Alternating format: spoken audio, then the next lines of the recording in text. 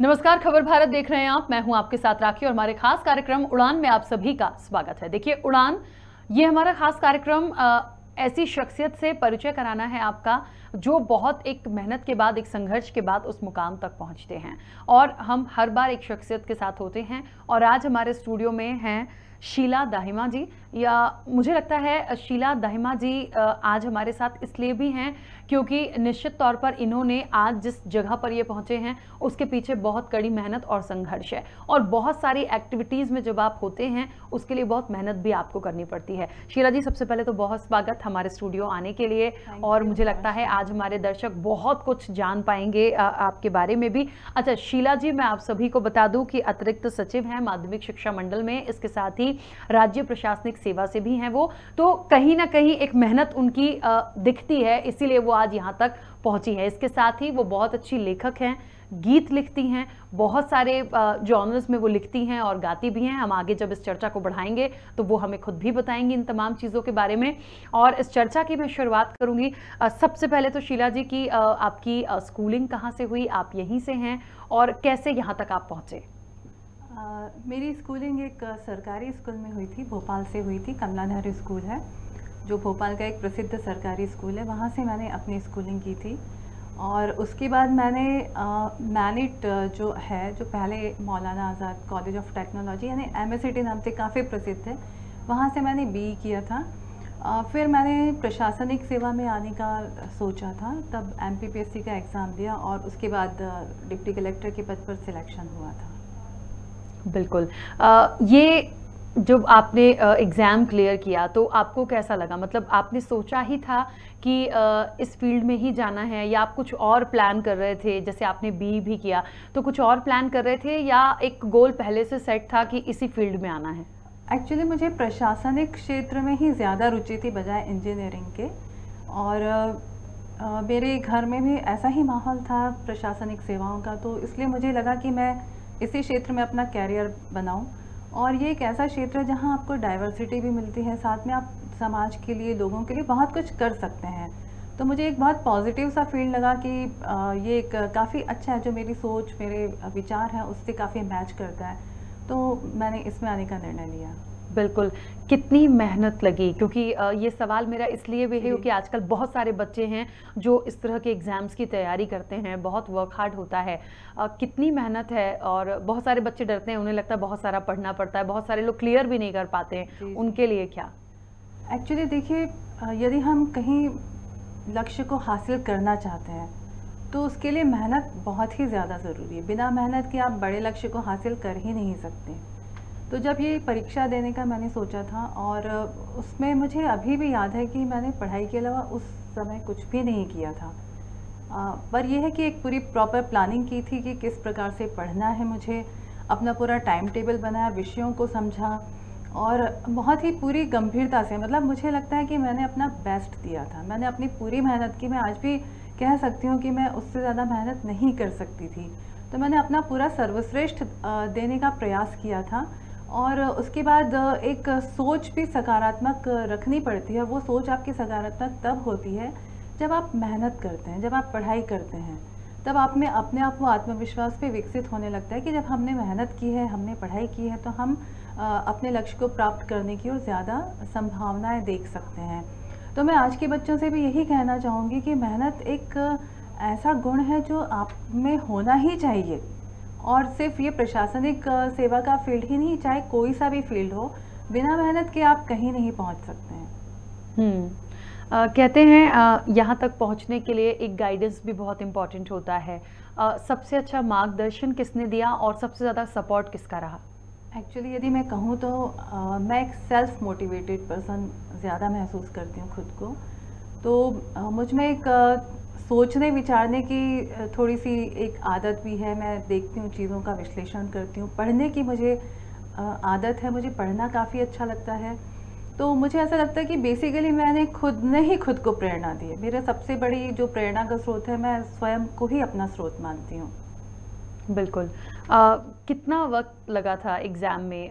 मतलब एक बार में क्लियर हुआ या और मेहनत करनी पड़ी? बहुत सारे बच्चे बहुत बार देते हैं क्योंकि मेरा हो गया था फर्स्ट टाइम जब मैंने दिया था, तब मेरा पंचायत डिपार्टमेंट की एक सेवा के लिए सिलेक्शन हो गया था, और दूसरी बार मैंने फिर से एग्ज़ाम दिया और तब मेरा फिर डिप्टी कलेक्टर के लिए हो गया था। तो लकीली मुझे लगता है कि मुझे बाकी लोगों की तुलना में ऐसी परेशानी नहीं हुई जैसी कई बार होती है लोगों को, कि बहुत सारे प्रयास करते हैं लेकिन थोड़ा सा दूर रहते हैं। तो मुझे अपनी मेहनत और भगवान के आशीर्वाद से पहले प्रयास में ही मुझे नौकरी मिल गई थी।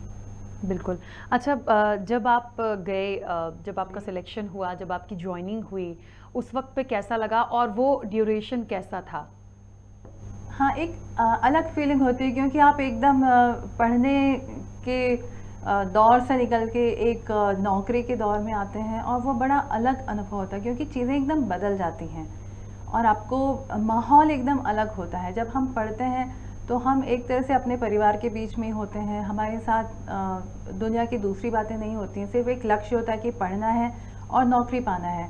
लेकिन जब हम नौकरी में आते हैं तो आपकी दुनिया बहुत बदली हुई लगती है, क्योंकि आपको एकदम अलग लोग मिलते हैं, एकदम अलग माहौल मिलता है, और जो आप पढ़ाई करते थे वो विषयों को लेकर पढ़ते थे, लेकिन जब आप नौकरी में आते हैं तो आपको आपकी जो नौकरी है उससे संबंधित किताबों को पढ़ना पड़ता है, और उससे संबंधित आपको पब्लिक डीलिंग भी करनी पड़ती है। तो वो एक बड़ा अलग सा अनुभव होता है, और आपको एक बिल्कुल प्रैक्टिकल एक्सपीरियंसेस होते हैं कि किस प्रकार से हम किताबों में जो पढ़ते हैं उस चीज़ को हम व्यावहारिक रूप में कैसे देखते हैं। तो एक काफ़ी अलग सा अनुभव होता है, बिल्कुल नया भी होता है। अच्छा, हॉबीज़ आपकी क्या हैं? मतलब क्योंकि जैसा कि हम सभी जानते हैं, मैंने शुरुआत में भी बताया दर्शकों को कि बहुत अच्छा लिखती भी हैं, गाती भी हैं, सोशल में भी बहुत सारे वर्क आप करते हैं। तो इसके लिए मतलब ये एक हॉबीज़ में ही आता है या शुरू से करते थे और अभी भी ये जारी है? मुझे शुरू से ही शौक़ था। मैं स्कूल टाइम से ही काफ़ी डिबेट कंपटीशन और भाषण प्रतियोगिताओं में भाग लेती रहती थी, एक्स्ट्रा क्यूरिकुलर एक्टिविटीज़ में भाग लेती रहती थी, लिखती भी थी, पर उस समय अपनी पोएम्स सिर्फ अपने तक ही रखती थी, उसको किसी को दिखाती नहीं थी। मैं काफ़ी संकोची भी थी। तो लेकिन लिखने की और पढ़ने की आदत शुरू से ही रही है। संगीत का शौक़ भी शुरू से ही मुझे रहा है। उसके बाद पर यह है कि आप आपके शौक़ को धीरे धीरे बढ़ाना भी चाहिए, उनको हमें भूलना नहीं चाहिए। और जो सोशल सर्विस है वो भी मुझ में शुरू से ही रहा है, मुझे शुरू से ही इच्छा रही है कि हम लोगों के लिए कुछ करें। तो ये सारी चीज़ें मुझे लगता है कि मुझे अपने स्कूल टाइम से ही मुझ में थी। बिल्कुल। अच्छा, जब आप क्योंकि आप लिखते भी हो, आप गाते भी हो, इसके लिए मतलब क्योंकि आपने शुरू से इसको कंटिन्यू किया और क्योंकि आपको पसंद भी था, और अच्छी बात है क्योंकि बहुत सारे लोग, आज की लाइफ ऐसी हो गई है कि जब आप पढ़ रहे होगे, जब आप एग्ज़ाम्स की प्रिपरेशन कर रहे होगे, फिर वो एग्ज़ाम क्लियर हुआ तो फिर हमारा एक गोल सेट हो जाता है, हम अपनी उन चीज़ों में चले जाते हैं। ये जो चीज़ थी ये आपने छोड़ी नहीं। किस किस जॉनर में लिखते हैं और मतलब उसको कैसे आप गाते? कभी मैं ये इसलिए पूछ रही हूँ कि कभी संगीत आपने सीखा या एक गॉड गिफ्ट था कि बस एक शौक़ था और उस चीज़ को हमने कंटिन्यू किया? संगीत मैंने फॉर्मल उसका कोई प्रशिक्षण या सीखा नहीं है, लेकिन मुझे ऐसा लगता है कि हमें बहुत अच्छे अच्छे गायक मिले हैं हिंदुस्तान में, जो एकदम अमर, जिनको हम कह सकते हैं, हमारे मोहम्मद रफ़ी जी, लता मंगेशकर जी, आशा भोसले जी, मतलब जितने भी गायक हैं सभी, किशोर कुमार जी, ऐसे अनगिनत नाम हमारे सामने हैं। और मुझे ये लगता है, जब मैंने सोचा कई बार कि मैंने फॉर्मल ट्रेनिंग नहीं ली है, लेकिन इनके गानों को जब हम सुनते रहते हैं तो सुन सुन के ही हम काफ़ी कुछ सीख लेते हैं। बिल्कुल। कौन कौन से जॉनर्स में लिखते हैं और गाते भी हैं? एक्चुअली मुझे ना डाइवर्सिटी पसंद है, तो इसलिए मैं लिखना भी अलग अलग जोनर में पसंद करती हूँ। एक तो मुझे मोटिवेशनल लिखना पसंद है, तो यूट्यूब पे मैंने अपनी कविताएं भी डाली हुई हैं, जैसे ज़िंदगी मिलेगी दोबारा। लोग कहते हैं ज़िंदगी ना मिलेगी दोबारा, लेकिन मुझे ये लगा कि ज़िंदगी मिलेगी दोबारा भी एक अलग कंसेप्ट है, तो उस कंसेप्ट को भी लोगों को बताना चाहिए। फिर एक मैंने मोटिवेशनल पोयम लिखी थी, दुख तुम मुझको अच्छे भी लगते हो। क्योंकि हम हमेशा ना, जब मान लीजिए फॉर एग्जांपल यदि कोई बच्चा पढ़ाई कर रहा है या कोई अपने नौकरी की तलाश में है या कोई भी परिस्थितियाँ हैं, और उनको ऐसा लगता है कि बहुत सब्र हो गया है, बहुत समय हो गया है और सब्र का बांध टूट रहा है, और परेशानियाँ मेरी ही ज़िंदगी में क्यों हैं, या दुख सारे मुझे ही क्यों मिल रहे हैं। तो मेरी उस कविता में मैंने दुख के जो सकारात्मक पहलू हैं, क्योंकि यदि ज़िंदगी है तो सुख और दुख दोनों साथ साथ चलेंगे। ऐसा संभव नहीं कि आपके सामने सिर्फ सुख आएंगे या सिर्फ दुख आएंगे, पर दोनों परिस्थितियां हैं, दोनों में ही आपको ज़िंदगी तो अपनी बितानी ही है। तो दुख के क्या सकारात्मक पहलू हो सकते हैं, उस विषय पे मैंने इस कविता में लिखा था। मैंने एक कविता लिखी थी जब मैंने महसूस किया कि आज के समय में लोगों की जो आत्महत्या करने की दर है वो काफ़ी बढ़ गई है, और लोग अपनी ज़िंदगी को बहुत ही ऐसा समझ रहे हैं जैसे ज़िंदगी का कोई मोल नहीं है। तो ऐसे लोग उन्हें ये प्रेरित करने के लिए कि आपकी ज़िंदगी बहुत ही कीमती है, मतलब अनमोल है, उसका कोई मोल ही नहीं है, और आपकी ज़िंदगी सिर्फ आपके लिए नहीं है, आपका पूरा परिवार या आपके जो लोग आपको चाहते हैं उन सब के लिए आपका जीवन बहुत ही महत्वपूर्ण है। तो मैंने ये कविता लिखी थी कि लोग प्रेरित हों कि देखिए, परेशानियाँ कठिनाइयाँ सबकी ज़िंदगी में आती हैं, लेकिन उसका अर्थ ये नहीं होता कि हम हिम्मत हार के बैठ जाएं, या हम ये सोचने लगें कि जीवन जो है वो ख़राब हो गया, ख़त्म कर देना चाहिए ज़िंदगी को। ऐसा नहीं है। मैंने ये देखा कि लोग बहुत छोटी छोटी सी चीज़ों को लेकर ज़िंदगी को अपनी ख़त्म करना चाहते हैं या कर भी लेते हैं। जैसे यदि किसी बच्चे ने कहा कि मुझे मोबाइल दीजिए, माता पिता ने नहीं दिलाया तो उसमें अपनी जान दे देते हैं, या परीक्षा में अच्छे नंबर नहीं आते तो उसमें अपनी जान दे देते हैं, या ऐसे बहुत सारे उदाहरण हमारे सामने आते हैं। यदि हम लोग अखबारों को पढ़ते हैं तो अपने आप वो आज के माहौल की जो विसंगतियां हैं, जिसमें लोग संयम को भूल चुके हैं, सब्र को भूल चुके हैं और संघर्ष करना भूल चुके हैं, संघर्ष के महत्व को भूल चुके हैं, और उन्हें लगता है कि नहीं, जो भी है, हम जो चाहते हैं वो तुरंत हमें मिलना चाहिए। तो ऐसा नहीं है, आपकी ज़िंदगी बहुत ही महत्वपूर्ण है। इसलिए मैंने ये कविता लिखी थी कि इतनी सस्ती नहीं है मेरी ज़िंदगी, जो ज़रा सी बात पर मैं अपनी जान ही दे दूँ। जिंदा रहना है मुझे खुद के और औरों के लिए, और यदि हम जिंदा रहेंगे तो ही हम आगे बढ़ेंगे। हम बहुत कुछ अपने लिए भी कर सकते हैं, दूसरों के लिए भी कर सकते हैं। बिल्कुल। अच्छा, आप क्योंकि लिखते हैं और इतनी कविताएं आपने लिखी, यहाँ तक कि सुर भी उनको दिए हैं, गाया भी है, जब भी कभी लिखने बैठते हैं कैसे मतलब लिख लेते हैं? मैं इसलिए पूछ रही हूँ क्योंकि बहुत फील होता है जब हम कुछ लिखते हैं या गुनगुनाते हैं, उसमें फील होता है। बिना फील के मुझे नहीं लगता कि कभी कोई भी चीज़ ऐसे हो सकती है। तो उसको सोचते हैं या एक बार बैठ गए तो लिखते हैं, या थोड़ा थोड़ा हम लिखते रहते हैं जब टाइम मिला ऐसे? एक्चुअली जो हर रचना होती है वो उसमें अलग अलग तरह का होता है। जैसे मैंने कुछ अपनी कविताएं या कुछ जो लिखा है वो कई महीनों में लिखा है, और कुछ जो है वो सिर्फ 1 घंटा भी नहीं लगा होगा। तो ऐसा कुछ मुझे लगता है कह नहीं सकते हैं कि हमारे विचारों में उस समय क्या चल रहा है। जैसे मैंने एक गाना लिखा था, जीने दो मुझे जीने दो, और ये मैंने कन्या भ्रूण हत्या के प्रति लोगों को जागरूक करने के उद्देश्य से लिखा था। तब मैंने उस जो आप कह रही फीलिंग की बात जो आप कर रही हैं, मैंने उसे फील किया कि एक जो अजन्मी बच्ची है वो क्या कह रही है, दुनिया से क्या कहना चाह रही है वो। तो वो बच्ची यही कहती है कि मुझे भी जीना है, मुझे भी इस दुनिया में आना है। और वो ये कहती है कि हाँ, मुझे मालूम है कि यदि मैं आती हूँ तो तुम मुझे नहीं चाहते हो कि मैं इस दुनिया में आऊँ, लेकिन यदि मैं आती हूँ तो मैं दुनिया को कुछ दूंगी, मैं दुनिया को हरा भरा बनाऊंगी, मैं दुनिया में खुशियाँ बिखेरूंगी। तो वो एक फीलिंग मैंने थोड़ा मुझे सोचना और महसूस करना पड़ा था कि कैसे मतलब क्या फीलिंग रही होगी या रहती होगी। तो वो फीलिंग ज़रूर मैंने महसूस की, लेकिन जब लिखने में बैठी तब फिर उसको मैंने काफ़ी जल्दी लिख लिया था। तो वो अलग अलग एक्सपीरियंस होते हैं कि कुछ कई बार बहुत जल्दी लिख लेते हैं, कई बार उसे बड़े बहुत सारे महीने लिखते हैं लगते हैं। जैसे मैंने एक अंग्रेज़ी में लिखी थी एक कविता, गाना ही कह लीजिए, यूट्यूब पे अवेलेबल है वो, और मैं हमेशा महसूस करती थी कि हम में एक फीलिंग ऑफ ग्रेटिट्यूड होना चाहिए, जो हम लोगों को सिखाया नहीं जाता है। मैंने किताबों से सीखी ये चीज़, बिल्कुल, कि हमें धन्यवाद देना चाहिए, हमें आभार देना चाहिए, आभार हमें महसूस करना चाहिए, हमें कृतज्ञ महसूस करना चाहिए हमारे पास जो भी अच्छा है और जितना भी है। यदि मान लीजिए कम भी है, उस कम के लिए भी हमें ग्रेटफुल होना चाहिए, हमें धन्यवाद देना चाहिए। तो मुझे यही लगा कि जो भगवान है वो काफ़ी कुछ हमें देते हैं। हमें बहुत सारी नेमतें मिलती हैं, बहुत सी नेमतें हमें पर्सनल तौर पे मिलती हैं। जैसे मान लीजिए आप अच्छी पोजीशन में हैं, आप अच्छी नौकरी में हैं, अच्छे परिवार से हैं। लेकिन बहुत सी नेमतें ऐसी होती हैं जो प्रकृति भी हमें देती है। उदाहरण के तौर पर हवा, बिल्कुल। यदि हवा नहीं होती तो हम भी नहीं होते, धूप नहीं होती तो हम भी नहीं होते। लेकिन क्या हम लोग कभी हवा को या धूप को धन्यवाद देते हैं? तो ये एक फीलिंग है कि हमें उन्हें भी धन्यवाद देना चाहिए। तो मैंने एक गाना लिखा था बिलियन थैंक्स, और वो मेरी फीलिंग्स है भगवान के लिए कि भगवान आपने जो बहुत कुछ दिया है उसके लिए मैं आपको धन्यवाद कहना चाहती हूँ। वो मैंने इंग्लिश में लिखा था।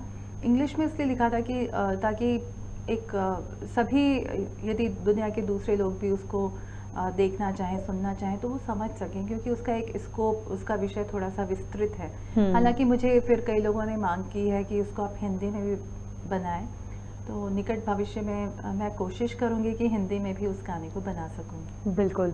अच्छा, अभी क्योंकि वर्किंग ऐसी है, बिजी शेड्यूल रहता है, आप डेली लिखते हो कुछ ना कुछ, या जब टाइम मिलता है तब लिखते हो? डेली तो नहीं लिख पाती हूँ मैं, जब जब समय मिलता है तब लिखती हूँ, या फिर कई बार एकदम से कोई चीज़ दिमाग में आती है। और हालांकि वो दिमाग में आती है या तो जब हम लोग सुबह होती है या रात होती है, ऑफिस टाइम में तो ऑफिस की ही बातें ध्यान में रहती है। तो थोड़ा थोड़ा सा करके मैं लिख लेती हूँ, पर डेली नहीं लिखती हूँ। जब मुझे लगता है कि मुझे लिखना है, कोई चीज़ मुझे मन में आई है, और मुझे पता भी नहीं होता कि कई बार कोई चीज़ एकदम से आपके दिमाग में आ जाती है, कोई नया विचार आ जाता है या कोई नई लाइन आ जाती है, फिर उस लाइन पे हम पूरा गाना या कविता लिख सकते हैं। वो डिपेंड करता है, उसका कोई फिक्स रूल नहीं है। चलिए, ऐसी कौन सी कविता, क्योंकि आपने बहुत सारे गीत लिखे हैं, गाए भी हैं, ऐसा कोई सबसे जो पसंद हो आपको ज़्यादा, या सबसे ज़्यादा क्लोज हो आपके हार्ट के, उसकी कोई 4 लाइन? हाँ, एक्चुअली क्लोज हर रचना होती है, क्योंकि हम हर रचना के लिए काफ़ी मेहनत करते हैं।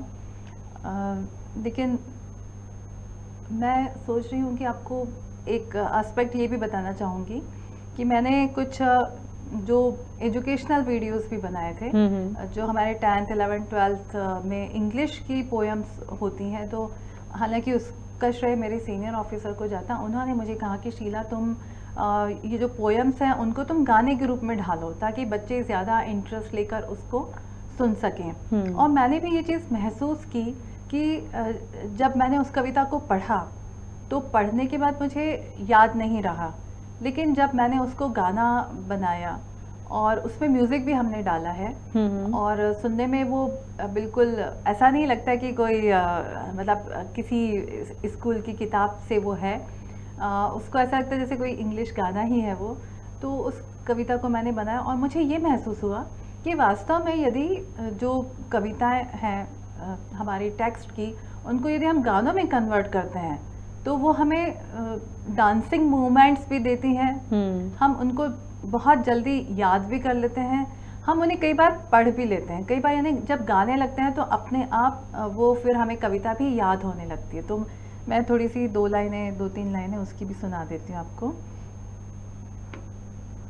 Great, wide, beautiful, wonderful world, with the wonderful water round you curled, and the wonderful grass upon your breast.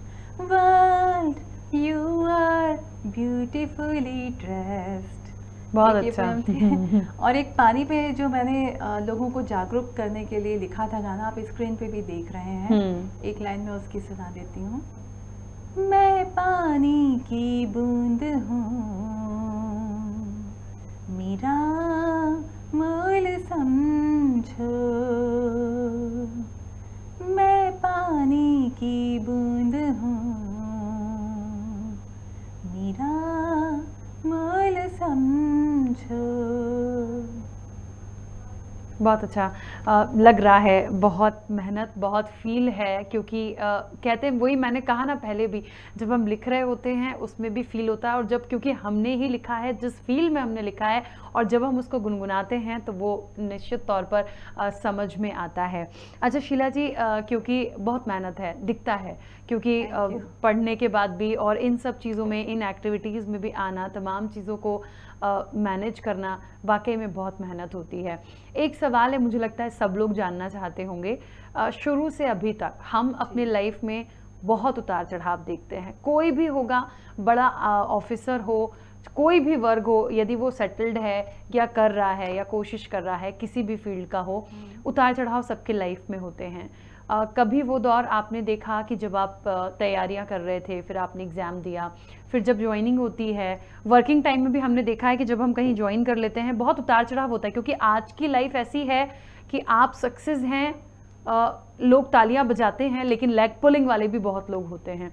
कभी इस तरह का काम के दौरान कभी ऐसा महसूस हुआ या कभी लगा हो कि नहीं, कहीं ना कहीं कुछ ऐसी चीज़ें हो रही हैं जो निश्चित तौर पर आपको अच्छी नहीं लगी, लेकिन फिर भी कुछ लोगों का सपोर्ट होता है कि हम ताकत से उस चीज़ का सामना करके निकल जाते हैं? हाँ, ये आपने बहुत सही बात कही है, और प्रैक्टिकली मुझे लगता है ये परिस्थितियाँ शायद सभी के साथ होती ही हैं कि आपको हमेशा अच्छे लोग भी नहीं मिलेंगे और हमेशा बुरे लोग भी नहीं मिलेंगे, और आपको बहुत सारी चुनौतीपूर्ण परिस्थितियाँ भी मिलेंगी।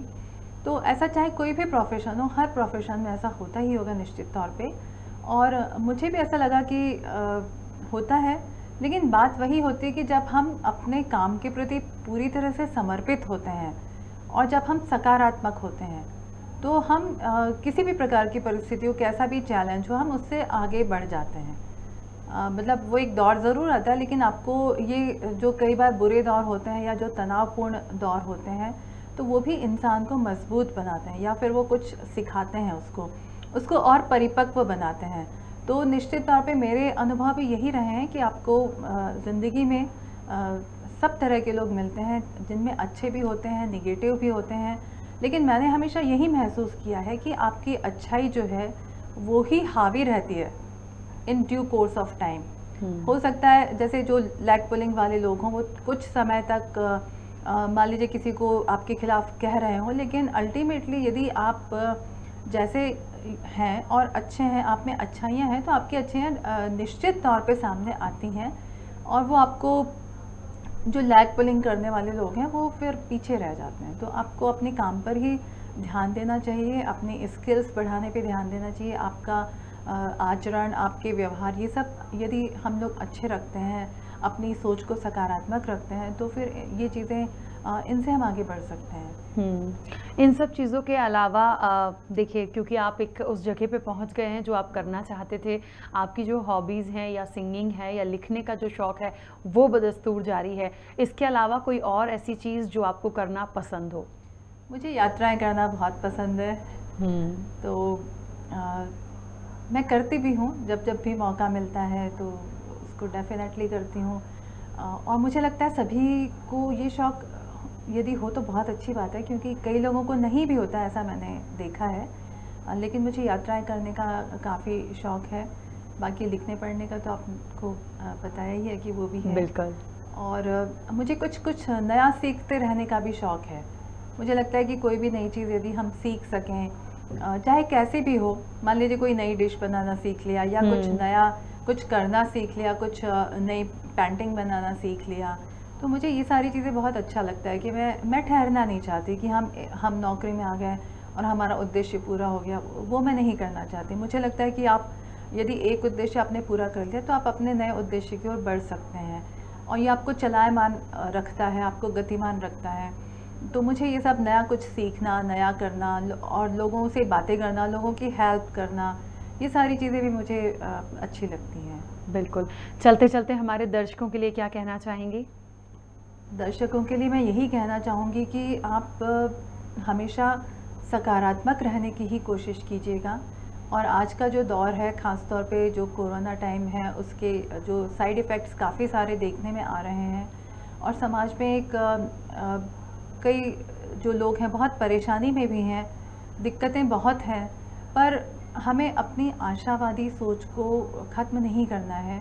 हमें अपनी सोच को हमेशा सकारात्मक ही बनाना है, और हम हमेशा ये सोचें कि हाँ, ये जो भी वक्त है वो भी गुज़र जाएगा, और यदि हमारे पास कोई कठिन समय है तो हम उस कठिन समय को कैसे उसमें दूसरे विकल्प भी ढूंढ सकते हैं, वो मुझे लगता है कि वो होना चाहिए। तो एक तो मैं ये कहना चाहूँगी दर्शकों से कि सकारात्मक सोच हो, और दूसरा हमें लोगों को देने की भावना भी हो। हम सिर्फ अपने अंदर अपनी अच्छाई के लिए ही ना सोचें कि हमारा अच्छा हो, हम ये भी सोचें कि दूसरों का भी अच्छा हो।